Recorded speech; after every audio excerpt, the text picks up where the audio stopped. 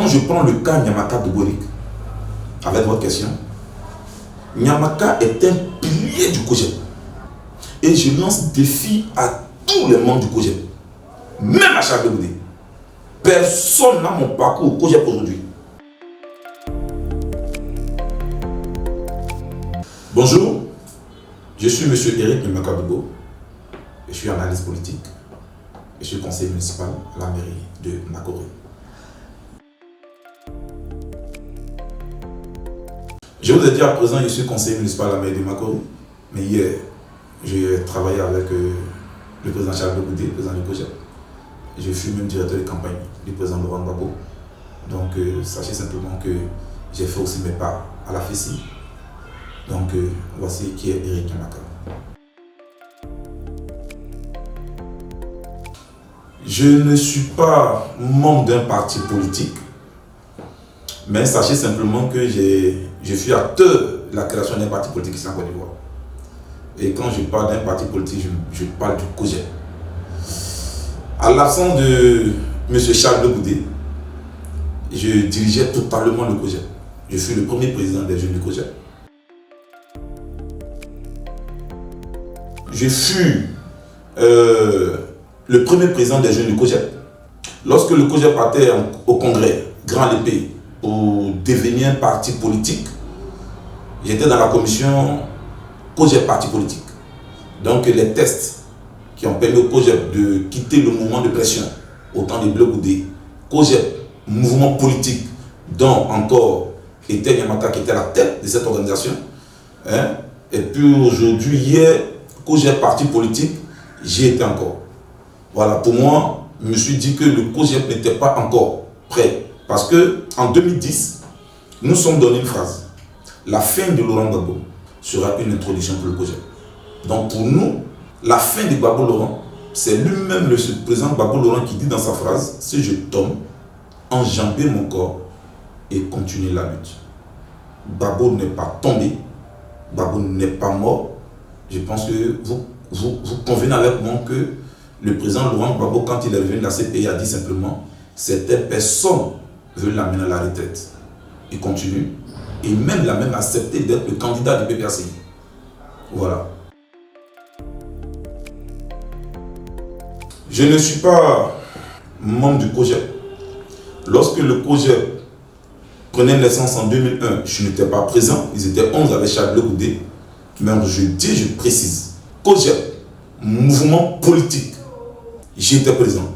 COJEP, parti politique, j'étais présent. Donc, j'ai dirigé le COJEP de 2011, après 2011, jusqu'à ce que le COJEP parte au congrès pour donner toute l'attitude à M. Nobou Hyacinthe à pouvoir sur la première transition de devenir parti politique. C'était lui qui était le premier président du COJEP lorsque le COJEP est devenu un parti politique. Je ne suis pas membre du PPACI. Le PPACI, ce sont des gens qui sont quittés tous au FPI. Donc là-bas, ils ne sont pas entendus.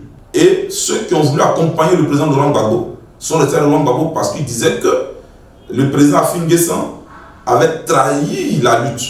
Donc, ce sont les anciens amis du FPI qui ont créé le PPACI.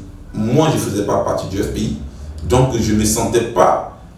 Pour moi, ce n'était pas opportun d'entrer au PPACI parce que je ne maîtrisais pas ce qui s'est passé.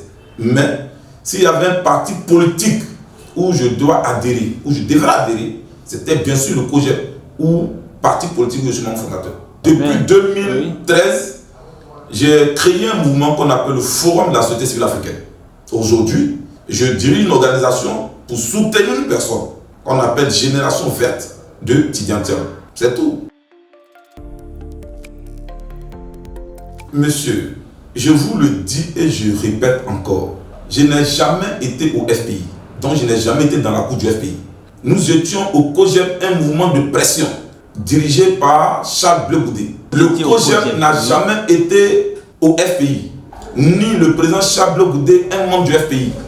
Et il en a toujours répété cela.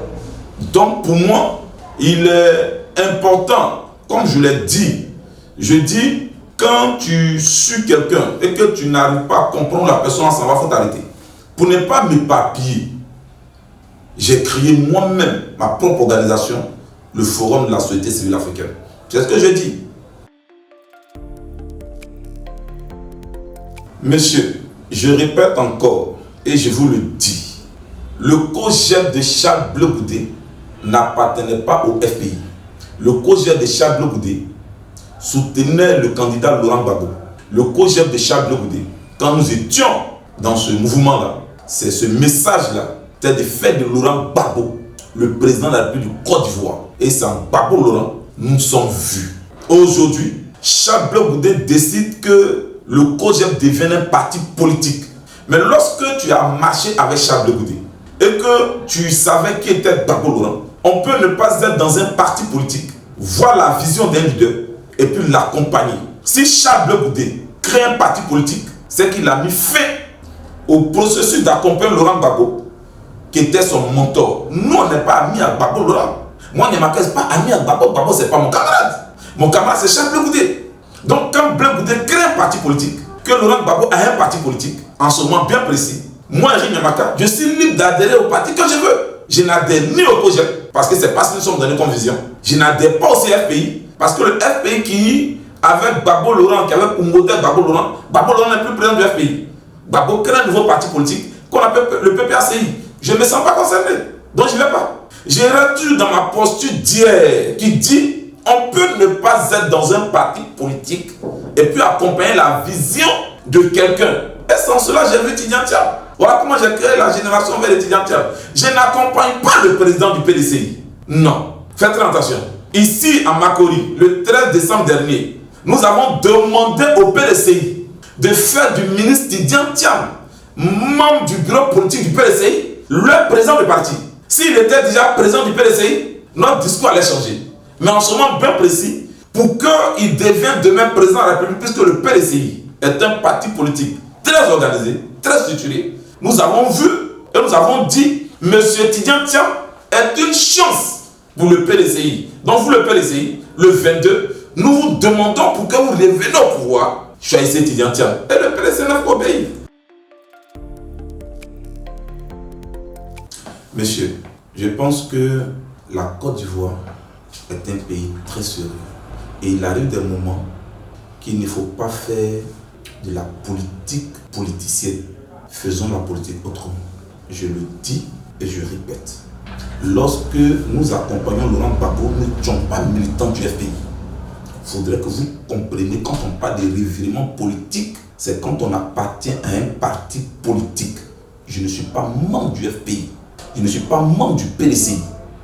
J'ai accompagné la personne de Laurent Gbagbo parce que le COJEP, notre mouvement de pression, avait décidé au congrès de 2010 à Yamoussoukro d'accompagner Laurent Gbagbo. C'est ce que j'ai fait. Et c'est ce que nous avons fait. Nyamaka Eric Dogbo n'a jamais milité dans un parti politique dont on ne peut pas avoir revirement. Kakabe était membre, était président de la jeunesse du PDCI. Ce que tu allais me dire, pourquoi tu ne restes pas au COJEP, là où toi-même qui as créé le COJEP en parti politique? Cette question, je serai très à l'aise. Mais dis, pourquoi je suis pas au PPAC? Mais je n'ai jamais été au PPAC. Je n'ai jamais été dans un parti politique. Donc je ne vais pas au PPAC. Le FPI, je n'ai jamais fait le FPI. Mais les gens nous prenaient pour des militants du FPI parce qu'on était pro-Gbagbo. Mais aujourd'hui, j'ai dit je suis pro-Tidjane Thiam, vous dites que j'ai PDCI. Oui, mais c'est comme ça, c'est là, c'est le même tableau d'hier que vous êtes en train d'expliquer aujourd'hui. Rien n'a changé. Nyamaka n'adhère pas à un parti politique. Si M. Nyamaka Dogori devait adhérer à un parti politique, mais le seul parti politique qui doit adhérer, c'est le COJEP. Mais pourquoi Nyamaka n'a pas adhéré au COJEP? Ça va en parler. Blé Goudé là. Donc la personne d'accompagner, toujours d'accompagner la personne dont on pense qu'elle va devenir leader, elle va devenir président de la République, c'est ce qu'elle fait. Et je dis, quand j'accompagne une personne, cette personne devient président de la République. Peu produit du faiseur de loi en Côte d'Ivoire. Donc, ne me comparez pas à un soldat perdu. Parce que c'est comme ça, le président nous connaît déjà appelé Kakabe.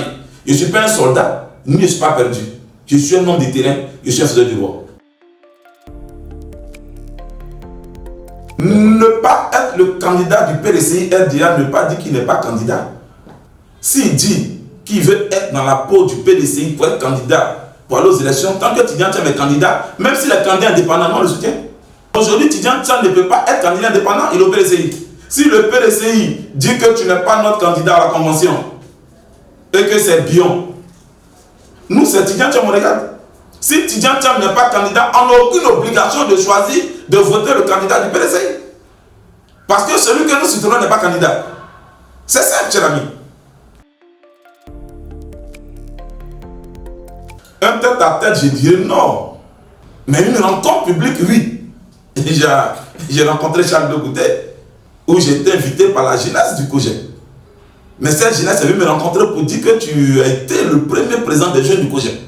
C'est toi qui a mis au monde en quelque sorte la jeunesse du COJEP. Donc le COJEP, sa jeunesse ne pas être rassemblée et puis tu dois être absent. Donc c'est comme ça que je suis parti saluer Charles Goudet et saluer ces jeunes-là qui n'ont pas été injustes, qui ont reconnu qu'effectivement, avant que Touré Dubois ne soit là, il y a eu Nyamaka Doborik. Si on peut dire ça ainsi, je dirais oui. Vous savez, Charles Goudet, au-delà d'être mon président, il est mon grand frère. Je fais partie de l'un des coordonnateurs au COJEP, qui sait très bien, qui a apporté beaucoup au COJEP. Là où il y a quelqu'un qui était mon mentor, ce n'était pas Charles Goudet, au COJEP, c'était son aîné, Bleu Kopé. Lorsque Bleu Kopé a créé les Sentinelles de la paix du COJEP, quand Nyamaka est venu après, au COJEP en 2002, le COJEP était créé en 2001, moi je suis entré au COJEP en 2002, ça veut dire que ça fait 22 ans aujourd'hui. En 2009, j'ai créé au COJEP ce qu'on appelle les mamans COJEP. Et aujourd'hui, la présidente nationale des femmes du COJEP, qu'on appelle Mme Bizier, c'est moi qui les amène au COJEP. La première présidente des femmes du COJEP s'appelait Maman Saki Antoinette, que j'ai dit, que je rends hommage, elle a son nom. Mais voici une dame qui avait les rênes des femmes du COJEP avec elle. Mais lorsqu'elle est décédée, le COJEP ne peut pas porter un soutien.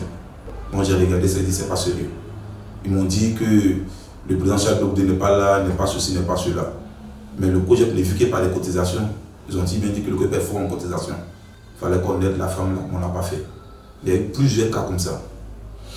Quand je prends le cas Nyamaka Doborik, avec votre question, Nyamaka est un pilier du COJEP.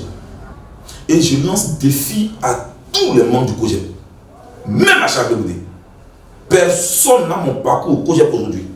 Parce que tous ont fui quand j'ai dirigé le COJEP. Personne ne voulait prendre les rênes, personne ne voulait aller en prison. Je me suis mis dans la rue. Charles Goudet a demandé que je fasse du bruit au maximum. Oui, j'ai fait du bruit. Grève de la faim devant l'ONUCI. Écrit à Madame Mariam Mediordou de l'ONUCI, nous a reçus. Quelle institution ne m'a pas reçu pour chercher Charles Goudet? Mais cher ami, en 2018, quand j'étais candidat, une forte délégation du COJEP s'est retrouvée avec mon adversaire. Et mon adversaire m'appelle au téléphone pour dire tu ne peux plus me gagner. Car j'ai remis de l'argent à tout le COJEP. Et le COJEP viendra pour toi. Et j'ai demandé pourquoi. Quand je les ai appelés, quand j'ai appelé ce dernier qui allait rencontrer avec sa délégation, ils disent que on aurait appris que si tu gagnais ces élections, tu allais virer au RHDP. Et si tu partais au RHDP, tu allais fragiliser le COJEP parce que sur le terrain, tu es fort. J'ai dit, mais c'est pas sérieux. C'est pas sérieux de voir le COJEP être mon propre adversaire. Est-ce qu'on va dire ça comme ça? Mais pour cette analyse, aujourd'hui, je vais en parler. D'abord, Cissé Bakongo. Quand le ministre Cissé Bakongo s'exprime ainsi, il y a une peur. Il y a une peur au RHDP. Parce que quand on écoute très bien le ministre Bakongo, ils se sont appuyés sur Charles Bleu Goudet pour démanteler la gauche. Mais quand tu regardes très bien les dits de Bakongo, tu sais que tu vois une trahison de la part de Charles Bleu Goudet. Voilà pourquoi il dit, au sens propre et au sens figuré, Bleu Goudet est avec nous. Mais il va même plus loin. Nous, le ministre Ahmed Bakaïko nous disait que le COJEP n'aura jamais de récépissé. Mais hier, vous avez écouté Bakongo. Le ministre Bakongo a dit le COJEP va avoir son récépissé. Mais quand vous écoutez très bien Bakongo, je crois qu'il y a eu un deal. Et le deal, Bleu Goudé n'a pas respecté son contrat. Voilà pourquoi M. Bakongo dit que M. Bleu Goudé est avec nous au sens propre et au sens figuré. Mais lorsque nous regardons le président Charles Bleu Goudé, quand il sortait de la prison, avant qu'il n'arrive à Abidjan, moi, Eric Yamaka, il m'a appelé de me mettre avec Côté Jouet pour préparer son retour. Mais ce Côté Jouet a refusé que je sois dans le comité d'organisation parce que personne n'a voulu accepter ce que je proposais. Je demandais que M. Charles Bleu Goudé n'entre pas en fanfare. Parce que Laurent Gbagbo est entré en fanfare. Si M. Bleu Goudé entre en fanfare, il va vouloir effacer les traces de Gbagbo Laurent. Quand il arrive à l'aéroport, il s'arrête et puis il va voir son mentor. Un point trait. C'est Gbagbo Laurent qui est le leader. C'est pas Charles Bleu Goudé le leader. Mais Bleu Goudé est entré à Yopougon. Yopougon dirigé par le RADP. Comme c'était Laurent Gbagbo qui était là. Mais on a oublié même que Gbagbo Laurent entrait. On a dit un problème. Bleu Goudé dit dans tous ses discours, quand il sortait, il a fait des grands meetings. Il dit le match retour n'aura pas lieu, ne comptez pas sur moi. Mais c'est quoi le match aller? Quel bilan tu fais du match aller? Tu as mis des gens dans la rue. Des gens sont morts. Aujourd'hui, tu dis, il ne faudrait pas qu'on compte sur toi. Hier, tu nous disais que votre intérieur, ici à Koumassi, à Inch'Allah, qui a bien si votre intérieur. Mais depuis l'arrivée de Bleu Goudé, n'a jamais condamné les propos, mais les a de Ouattara. Voilà pourquoi Bakongo dit on est très à l'aise. Mais je vais plus loin. Bleu Goudé dit que Laurent Gbagbo et Ouattara sont des frères. Laurent Gbagbo et Ouattara sont des frères. Et que lui, Ouattara est son nom. Si Ouattara est son nom, mais qui est Cissé Bakongo pour Ouattara? Cissé Bakongo est le fils à Ouattara. Donc Bleu Goudé et Cissé Bakongo sont des cousins. Mais pourquoi ton propre cousin te dit qu'on est ensemble et puis tu es fâché? C'est ton cousin qui dit, au sens propre, au sens figuré, on est ensemble. Pourquoi tu es fâché contre les membres de ta famille? C'est ton nom qui est Ouattara. Bakongo est ton cousin. Vous êtes des membres de la famille. Pourquoi tu es fâché? Et à Lakota, tu dis, si tu viens à Abidjan, tu vas aller voir Bakongo. Mais c'est ce qu'on te dit que tu le rencontres et c'est ce que Bakongo te dit que tu vas tous les jours. Mais tu confirmes ce que Bakongo dit. Mais il n'y a pas de débat ce que vous êtes en train de faire. Mais je demande au président Charles Bleu de quitter dans les polémiques. De quitter dans les polémiques. Il nous a même dit un jour chez Michel Gbagbo, il y a une vidéo qui tourne sur internet où on dit quelles sont les leçons qu'il faut tirer de la crise. Jusqu'à aujourd'hui, on n'a pas encore tiré de leçons. Un leader doit quitter dans les polémiques. C'est pour cela nous, Eric Yamaka et ses amis, nous sommes forts, nous sommes visionnaires. Jusqu'à aujourd'hui, je n'ai pas encore trahi mon passé. Et je ne vais pas renier mon passé. Et je le dis, je suis fier. J'aime Gbagbo. Des cadres du PDC m'ont appelé pour dire que c'est Gbagbo Laurent candidat. Et ça, c'est Gbagbo Laurent qui voit. Je l'aime déjà. Mais aujourd'hui, pour détourner Ouattara, il n'y a personne d'autre. C'est M. Tidjan Thiam. C'est ce qu'il dit. Et si Dieu faisait des rois. Et là où je me trouve, c'est là où on gagne.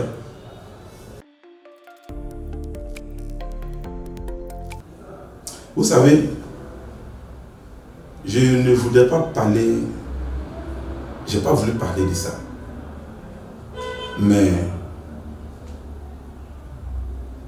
le président Charles Bleu Goudé nous amène à dire certaines choses. Et puis l'entourage de Charles, je ne sais pas si réellement ils aiment Charles Bleu Goudé. C'est vrai que Charles Bleu Goudé c'est un très bon communicateur. Mais tu peux mal exploiter ton coup. Je dis, un très bon plombier,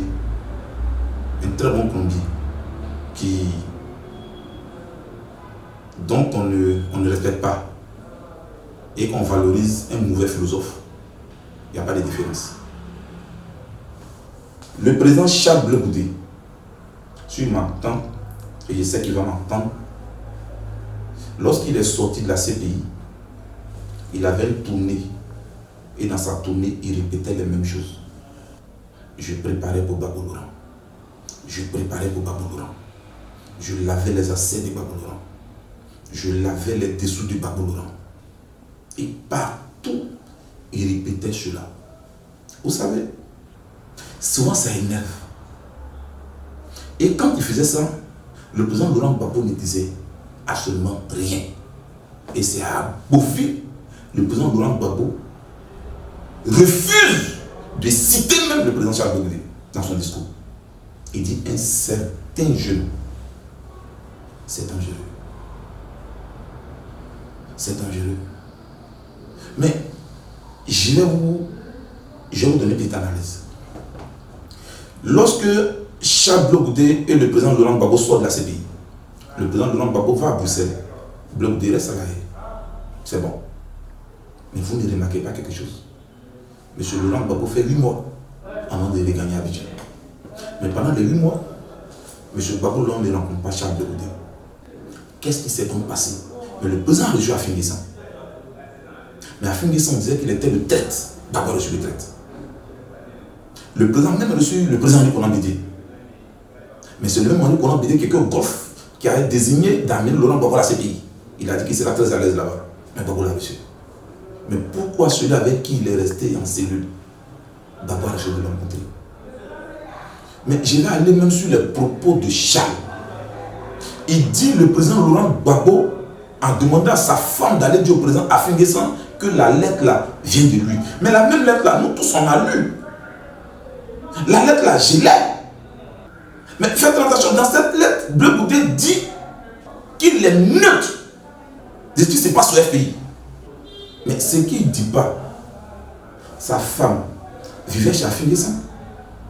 Sa femme a habité avec Afin Guessan. Sa femme marchait avec la femme d'Afin Guessan. Donc quand Laurent Gbagbo emmène un courrier que le président Afin Guessan n'est pas sûr que ça vient de Gbagbo Laurent, Gbagbo ne peut que dire à la femme de Blé, il faut dire à M. Afin, quand tu dors chez lui, que le courrier là, ça vient de moi, Gbagbo Laurent. Mais Blé s'en va trouver Gbagbo Laurent, qui a fait de la visite, et il dit à Gbagbo, plus jamais tu vas mêler ma femme, tu vas mettre ma femme en mission. Mais Blé, ce n'est pas ta femme, il a mis en mission, c'est toi qui l'as mis en mission. Quel message tu avais donné à ta femme et pourquoi Gbagbo donne un message contraire? Et tu dis, pourquoi on n'envoie pas les femmes des autres et toi c'est ta femme envoyée? Mais ta femme n'a jamais été FPI. Mais toi-même tu n'étais pas FPI, tu étais au tel Gbagbo Laurent, puis Gbagbo Laurent t'a nommé ministre.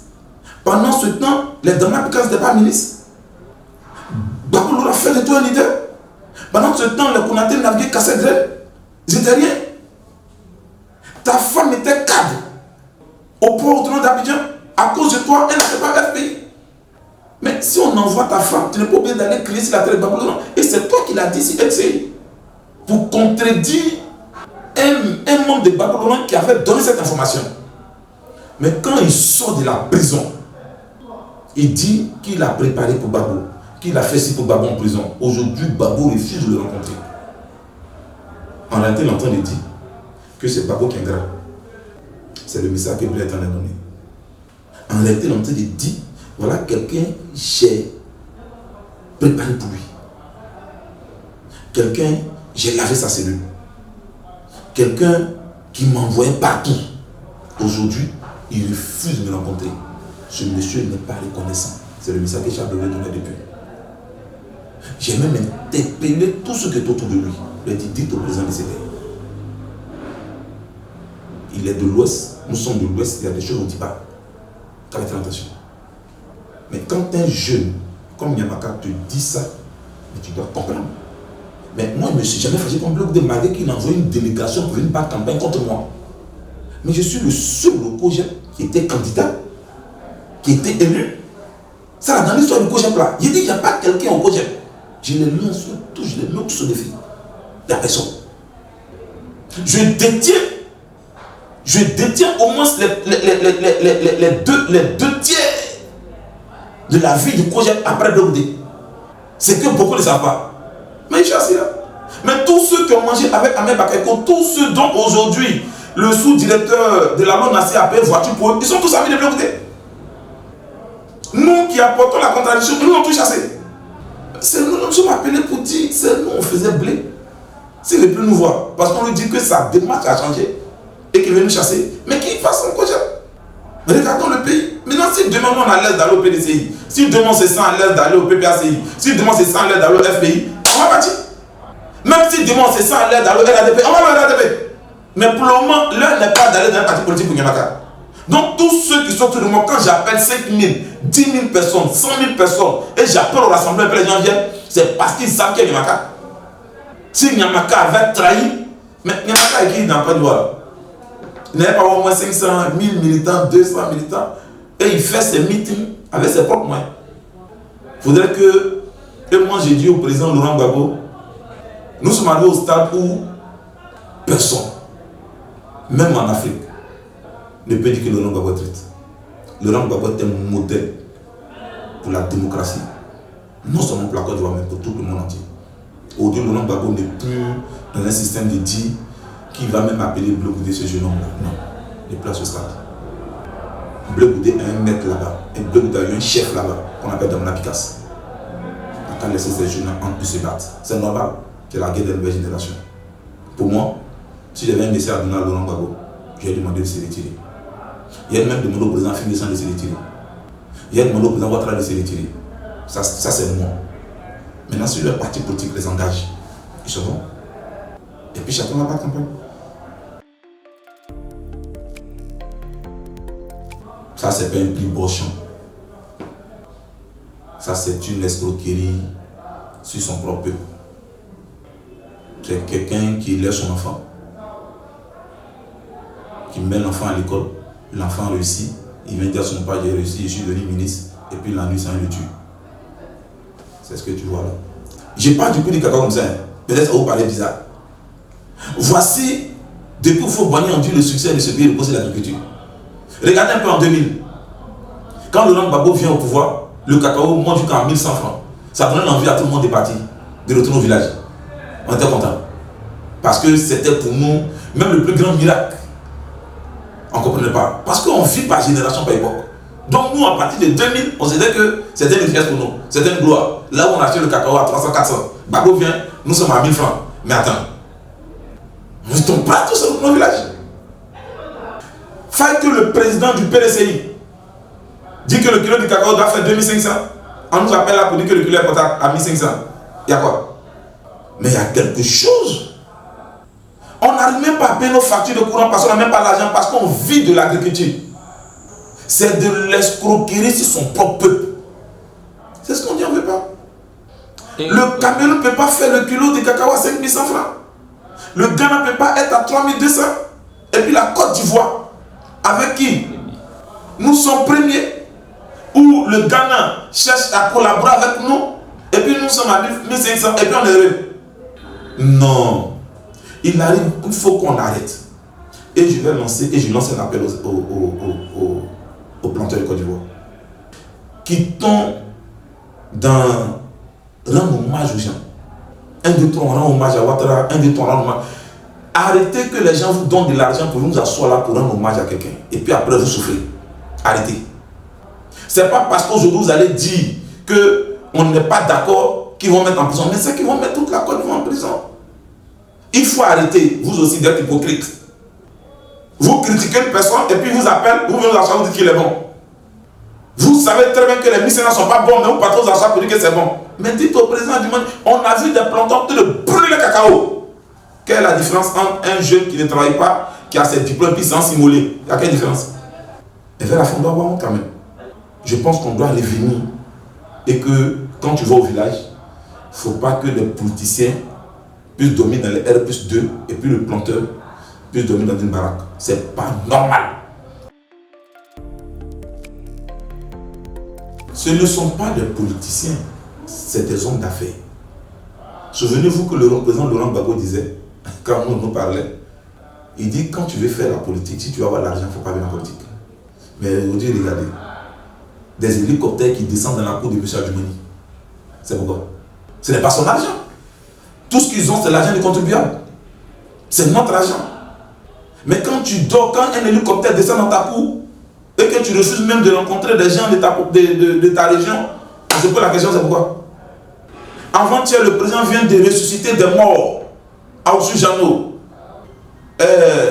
Mabrou Toakeuse, Jean Pomon, c'est pourquoi? C'est pourquoi? Tout le monde est en train de pleurer sur la cherté de la vie. Le courant, on n'en parle pas. Et tu viens encore créer des institutions, tu viens nommer encore des charges, diminuer encore, prendre l'argent du contribuable pour donner à des vieilles personnes. On se montre de chercher à renouveler la classe politique. J'ai dit au président, vers la fin, il faut s'arrêter. Il faut arrêter ça. Même quand tu veux récompenser tes gens, tu n'as pas besoin de les nommer, donne-leur de l'argent et puis ils vont vivre. Mais ne rends pas certaines personnes plus riches et puis les pauvres, vous nous rendez encore plus pauvres et puis on meurt, ça vous dit rien. Peuple de Côte d'Ivoire, la société civile doit prendre ses responsabilités. Ce n'est pas un défi, les marches sont démocratiques. Les meetings, les sittings sont démocratiques. Et très bientôt, je vais appeler au plus grand rassemblement. Si tu penses que tu es ivoirien, si tu penses que tu souffres contre le monde, quand les factures arrivent, les factures ne viennent pas en RADP, les factures ne viennent pas en PPACI, les factures ne viennent pas en PDCI, les factures là, ça vient pour tout le monde, et puis tout en pleure. Si nous ne nous levons pas pour demander, j'ai écouté le président Alassane Ouattara, que je voulais saluer même d'abord, qui disait que s'il prend le pouvoir, il n'aura seulement que 20 personnes dans son gouvernement. Oh Dieu, on ne sait même plus, il y a combien de personnes dans son gouvernement. Chaque jour, ça évolue. On demande au président de revenir, parce que là où il va, ce n'est pas la Côte d'Ivoire. Ah, vraiment. Maire d'Atekoubé, vendeur de terrain à Atekoubé, président de l'UFIC aussi, aujourd'hui vice-gouverneur. Je sais pourquoi. Ça arrive encore. Un agent qui est expérimenté, un agent qui a plus d'expérience, qui a commencé même avec Bako Laurent, aujourd'hui, un véritable agent, un enfant d'Almambo, M. Mobé Samuel, il est agent. Il était vice-gouverneur. Parce que simplement le monsieur n'est pas RATP, ils l'ont retiré. Sinon lui, il est agent. Pourquoi ne pas prendre M. Mobé Samuel pour être le gouverneur? Il est agent. Si on n'est pas obligé de se faire connaître. Mais les agents se connaissent entre eux. On dit Bakongo est agent. Depuis quand Bakongo est agent, il est dans une génération où de la même génération est Mobé Samuel, qui est le vice-gouverneur dont on a trouvé là-bas. Mobé Samuel fut député à Bakouré. Parce que le monsieur dit qu'il est neutre, qu'il ne prend pas de cartes. Je pense que ça c'est mon analyse. Parce qu'il n'est dans aucun parti politique. Il est au FPI en son temps. Aujourd'hui, il ne va pas au nom du PPACI, il ne va pas au nom du MGC. Mais c'est un fils de Simon Yves Gbagbo. Mais il aime son pays. Il aime son pays. Voici un digne fils qui pouvait être premier vice-gouverneur ou gouverneur. Mais ils l'ont chassé.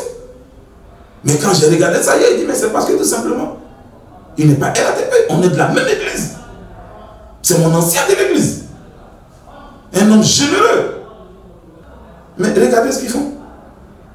Mais voici un homme qui peut parler à Tchang, qui est brillé, qui connaît le district. Monsieur Bekri Mombe ne peut pas se séparer de M. Mobé Samuel parce qu'on connaît ses compétences. Donc Paulin, mais qui s'occupe d'Atekoubé.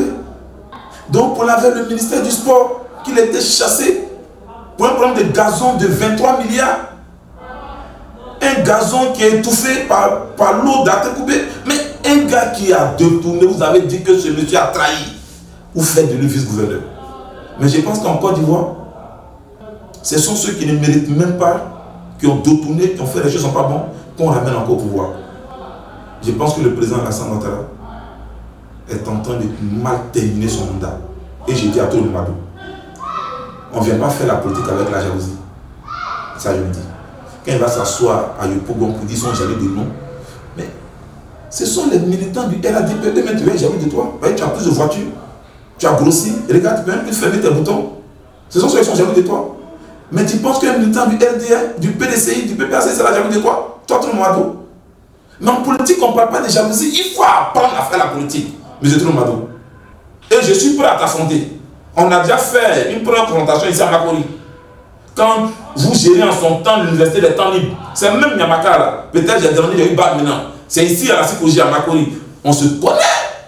En politique, on appelle la jalousie. On rentre avec un programme de société, on rentre avec un programme de gouvernement. Avec ce que vous êtes en train de faire maintenant là, vous êtes en train de mal terminer. Voilà pourquoi l'homme idéal, l'homme favorable, l'homme de la raison, c'est Tidjane Thiam. Voilà. Je voudrais saluer tout le monde. Je voudrais saluer la Côte d'Ivoire, je voudrais saluer les Ivoiriens. Je voudrais saluer les partis politiques. Aujourd'hui, nous sortons d'une formation qu'on a baptisée Allons à l'école de Tidjane Thiam, où je demande à tous les partis politiques de former les hommes. Il ne doit plus avoir de mots. La CEI doit maintenant, vous savez que dans quelques mois, nous partons pour la révision de la liste électorale. Et la révision de la liste électorale, la période, se trouve dans la période des vacances judiciaires. En même temps, on nous dit de refaire nos papiers en justice, en même temps, les juges sont en vacances. Je demande à CEI de revoir cette position-là, de nous donner du temps, de permettre que les gens reviennent pour que les documents se fassent normalement. Il ne faudrait pas qu'on ait peur d'inscrire des gens. C'est ce que M. Tidjane Thiam disait. Il faut qu'il y ait quand même 10 millions d'Ivoiriens inscrits sur la liste électorale. Il faut que les gars remettent les cartes d'identité des gens. Jusqu'à aujourd'hui, on a payé, on n'a pas de carte d'identité. C'est pas bon. Et j'ai dit aux Ivoiriens, ne pas aller voter, ne pas s'inscrire sur la liste électorale. Tu as fait déjà 2-3 élections, tu n'as pas voté. Il faut aller sur la liste. Il faut aller. Il faut qu'il y ait au moins 10 millions d'Ivoiriens qui choisissent leur président. Et c'est ce qui est normal. C'est ce qui est normal. Pour le moment, on ne demande pas aux militants du PDC d'aller s'inscrire. On demande à tous les Ivoiriens, à toute la Côte d'Ivoire, d'aller s'inscrire sur la liste électorale. Et après, on verra qui détient le meilleur programme de société, qui a le meilleur programme de gouvernement. Et c'est en cela qu'on va regarder. Mais je pense qu'un nouveau tableau est en train de se dessiner. Tous ceux qui sont nés avant 1960 n'ont qu'à laisser maintenant. Voilà, ceux qui viennent après 1960 en se battant entre nous, c'est notre génération. Que Dieu, le Tout-Puissant, le véritable Dieu, bénisse la Côte d'Ivoire. Je vous remercie.